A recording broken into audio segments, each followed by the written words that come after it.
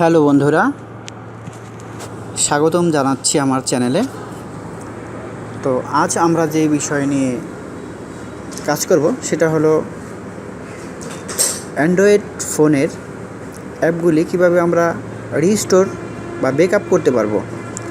আমরা যে অ্যাপগুলি প্লে স্টোর থেকে ডাউনলোড করি সেগুলি সাধারণত শুধু আমাদের ইনস্টলই থাকে, কিন্তু কোনো ডাটা সেভ থাকে না।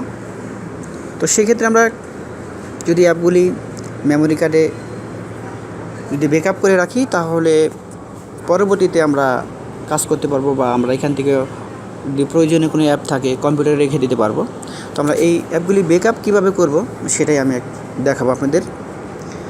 তো প্রথমে আমি আপনাদের যেই অ্যাপটা দিয়ে ব্যাকআপ করব সেই অ্যাপটা দেখাচ্ছি। প্রথমে আপনারা প্লে স্টোরে চলে যাবেন।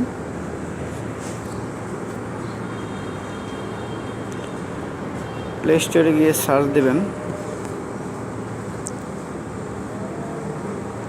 অ্যাপ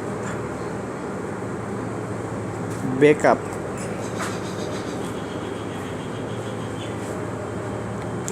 তো দেখেন এই সেই অ্যাপটা।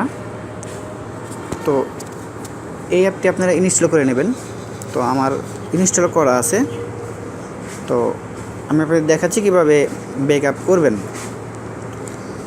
তো চলেন আমরা অ্যাপটাকে ওপেন করি। তো এখানে আমার আপডেট দেখাচ্ছে। তো আমি অ্যাপটাতে চলে যাই সরাসরি। ওখান থেকে আপনাদের দেখাচ্ছি কীভাবে আপনারা অ্যাপটাতে কাজ করবেন।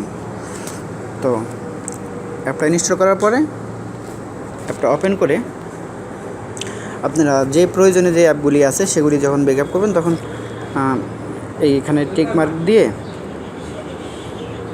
বাস এই দেখেন নিচে যে বাটনটা দেখতে পাচ্ছেন ব্যাকআপ বাটন, এখানে শুধু ক্লিক করলেই ব্যাকআপ হয়ে যাবে, খুব ইজিলি ব্যাকআপ হয়ে যাবে। তো অনেক সুন্দর, এই অ্যাপটি দিয়ে কাজ করতে অনেক সমস্যা হয় না। তো আমরা চলেন দেখি যে অ্যাপটা ব্যাকআপ হয়েছে কি না। তো আমরা দেখানতে আমাদের ডিভাইসে চলে যাই।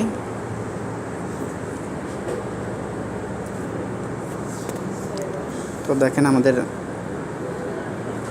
ব্যাকআপ ফোল্ডারটা খুঁজে নেই। দেখেন মুভি ইউজ ব্যাকআপ, আমি যে দুইটা অ্যাপ ব্যাকআপ করেছিলাম তো এখানে ব্যাকআপ হয়ে গেছে। দেখেন আপনারা যখন নাকি ফোন রেজিস্টার দেবেন তার আগে অনেক প্রয়োজনীয় অ্যাপ থাকলে এইভাবে ব্যাকআপ করে নিতে পারবেন।